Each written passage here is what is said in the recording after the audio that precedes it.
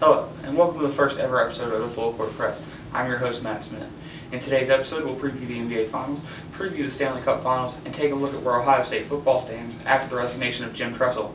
Let's roll that intro and get right to it. Oh, right, I don't have an intro yet. I'm still kind of working on it. But let's get to the NBA Finals. We got the Mavs, we got the Heat. It's a rematch of 2006. It's going to be a great matchup, but who's going to win?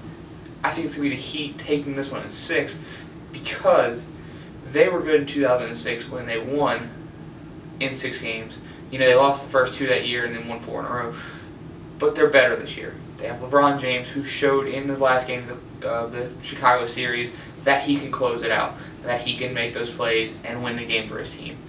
They have Dwayne Wade, obviously. He's a great player. He's been in Miami his whole life. Chris Bosh, I know the joke's 2.5 men, whatever. He does what he needs to do to win the game. In the NHL, you know, Stanley Cup Finals, it's the longest finals in NHL history travel-wise. Vancouver's all the way on the west coast, Boston all the way back east. 2 great goaltenders, Roberto Luongo, Timmy Thomas. I think it's gonna come down to the battle of the goaltenders, and I know a lot of people are picking Vancouver. They were the best team. They won the President's Trophy for the best record in the NHL. They have Luongo, who I think has been a head case this postseason. I don't know what people are thinking necessarily, but I will give the edge to Boston in 6 again. They steal one of these first 2 in Vancouver. They'll win both theirs at home, and they'll close it out in Game 6 at home.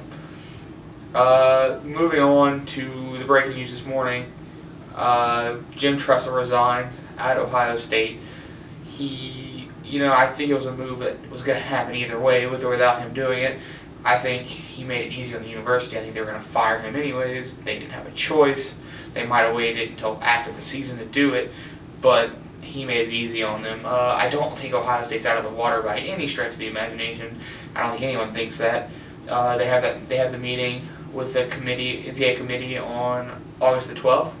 I think there will be some significant punishment handed down. I think USC will, if Ohio State does not get a punishment just as bad or worse than USC, I think USC is going to have a legitimate gripe here, because Ohio State, not only did they do something wrong, not only did they have multiple people do something wrong, their coach knew about it and didn't say anything. I mean, they could be heading, maybe it's extreme, but they could be heading to a lack of institutional control here, and Ohio State could be looking at 2-3 years without bowl playing, several scholarships lost.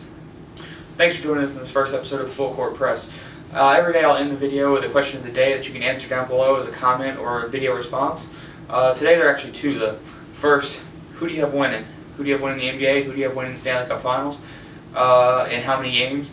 Second, what kind of punishment do you expect for Ohio State come August? Do you think it can impact them? Do you expect them to lose bowl eligibility? Do you expect them to lose scholarships? How many? Answer either of those. Answer one, answer both. Whatever. I'll see you next time.